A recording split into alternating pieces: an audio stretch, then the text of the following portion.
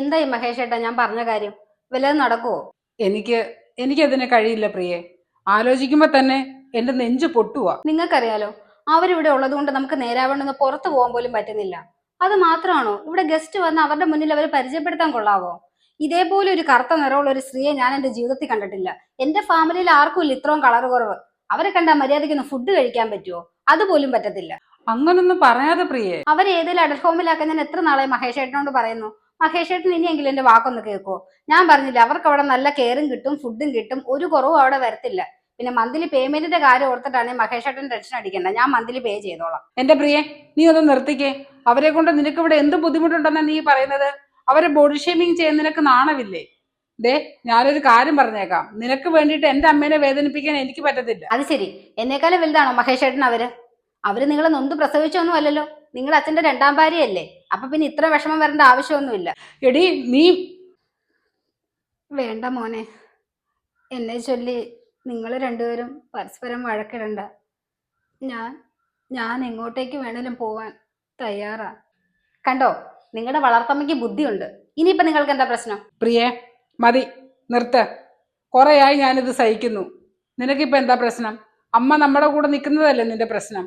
അതിനൊരു പരിഹാരം ഞാൻ കണ്ടോളാം. ഈ സൺഡേ വരെ എനിക്കൊന്ന് സമാധാനം എന്താ? വന്ന് കയറിയപ്പോ തൊട്ടുള്ള ആഗ്രഹമാണ് ഞാനും മഹേഷ് ഏട്ടനും ഒറ്റയ്ക്കുള്ള ഒരു ജീവിതം. അതെങ്ങനെയാ? എവിടെയെങ്കിലും ട്രിപ്പ് പോകാൻ പ്ലാൻ ചെയ്താൽ അപ്പം നിങ്ങൾ അസുഖമായിട്ട് വരത്തില്ലേ? എവിടെയെങ്കിലും പോകാൻ പറ്റുമോ മര്യാദയ്ക്ക്? നിങ്ങൾ സൺഡേ ഇവിടുന്ന് കെട്ടിച്ചിട്ട് വേണം എനിക്ക് ഞാൻ ആഗ്രഹിച്ച പോലെ ഒന്ന് ജീവിക്കാൻ. തള്ളേ, നിങ്ങളെല്ലാം പാക്ക് ചെയ്തോ? ഇനി അതെടുത്തില്ല ഇതെടുത്തില്ല എന്ന് പറഞ്ഞാൽ അവിടെ ചെല്ലുമ്പോൾ എന്തെങ്കിലും പറഞ്ഞാ ദേ, ഇവിടുന്ന് 2 മണിക്കൂർ ട്രാവൽ ഉണ്ട്. നിങ്ങളുടേതായിട്ടുള്ള ഒരു സാധനം പോലും ഇവിടെ കണ്ടേക്കരുത്. നിങ്ങൾ ഇവിടുന്ന് പോയിട്ട് വേണം ഈ റൂമൊക്കെ ഒന്ന് വൃത്തിയാക്കാൻ. ഓഹ്, എണ്ണയുടെ കുഴമ്പിന്റെ മണം കാരണം ഇതിനകത്തോട്ട് കയറാൻ പറ്റുമോ? മനുഷ്യന് ഛർദ്ദിക്കാനാ പറഞ്ഞത്. അമ്മേ, എല്ലാം പാക്ക് ചെയ്ത് കഴിഞ്ഞോ? കഴിഞ്ഞെങ്കിൽ വാ, നമുക്ക് ഇറങ്ങാം.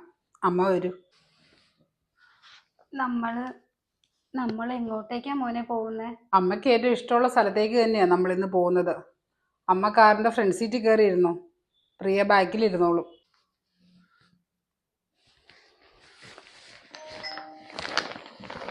കാറിന്റെ ബാക്കിലെങ്കിൽ ബാക്കില് അവരുടെ അവസാനത്തെ ഇരുത്തമല്ലേ ഫ്രണ്ടിലിരിക്കുന്നത്. ഇന്നത്തോടു കൂടി അവരുടെ ശല്യം അങ്ങ് തീരുവല്ലോ. അത് തന്നെ വലിയ സന്തോഷം. ഇതെന്റെ വീടല്ലേ? ഇവിടെ എന്താ? ഓ, ചിലപ്പോൾ എൻ്റെ അച്ഛനോടും അമ്മയോടും യാത്ര പറയാൻ വേണ്ടിയിട്ടായിരിക്കും. ഈ മഹേഷ് ഏട്ടൻ്റെ ഒരു കാര്യം. ആഹാ, എല്ലാരും ഉണ്ടല്ലോ. എന്താ പുറത്ത് നിൽക്കുന്നേ? വാ മോനെ, അകത്തോട്ട് കയറിയിരിക്കാം. ഇരിക്കുന്നില്ല അമ്മേ, ഇറങ്ങിയേക്കുവാ. ഇതാ നിന്റെ ബാഗ്.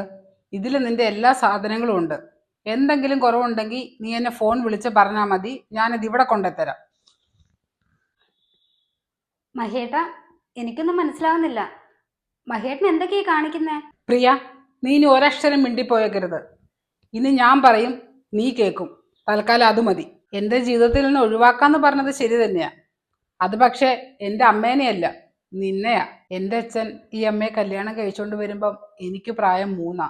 അന്ന് തൊട്ട് ഈ നിമിഷം വരെ ഒരു കുറവും കൂടാതെയാ ഇവരെന്നെ വളർത്തിയിട്ടുള്ളത്. ഒരു പച്ചീർക്കലി വെട്ടി പോലും ഇവരെന്നെ നോവിച്ചിട്ടില്ല.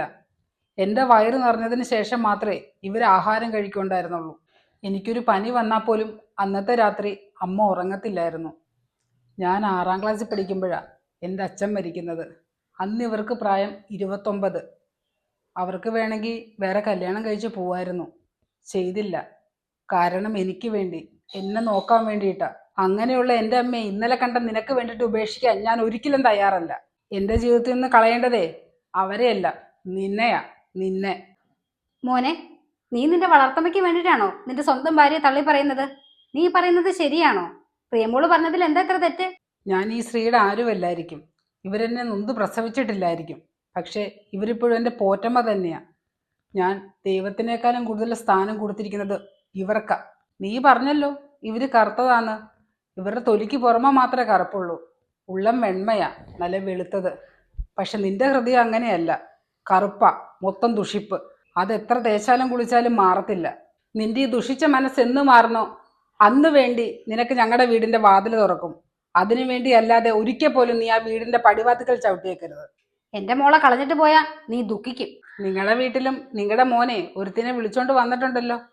അവർക്ക് നിങ്ങളുടെ മോളെ പോലത്തെ സ്വഭാവമാണെന്നുണ്ടെങ്കിലേ ആ ഡെൽ ഹോമിൽ നിങ്ങൾക്കും വൈകാതെ തന്നെ പോവാം. മോളോട് പറഞ്ഞേക്ക് ബുക്ക് ചെയ്തത് ക്യാൻസൽ ചെയ്യേണ്ടെന്ന്. ഉടനെ തന്നെ ആവശ്യം വരും. മോനെ, അരുത്, ഇങ്ങനൊന്നും പറയരുത്. ഇത് ഇത് നിന്റെ ജീവിതാ. അത് ഈ ഞാൻ കാരണം നശിക്കാൻ പാടില്ല. ഞാൻ പൊക്കോളാം മോനെ. എനിക്ക് ഒരു സങ്കടവും ഇല്ല. അമ്മ ഇതിൽ ഇടപെടണ്ട. ഇങ്ങനെ ഉരുകിത്തിരുന്നേക്കാളും നല്ലത് ഇതിങ്ങനെ അവസാനിക്കുന്നതാമ്മേ. കാലം ഞാൻ പോകുന്നു എൻ്റെ അമ്മയ്ക്ക് ഇഷ്ടമുള്ള ഗുരുവായൂരപ്പൻ്റെ നടയിലേക്ക്.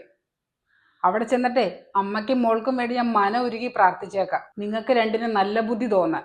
അമ്മേ, നമുക്ക് പോവാം. ഒന്നിനു വേണ്ടിയും ആർക്കു വേണ്ടിയും ഞാൻ അമ്മേനെ ഉപേക്ഷിക്കില്ല.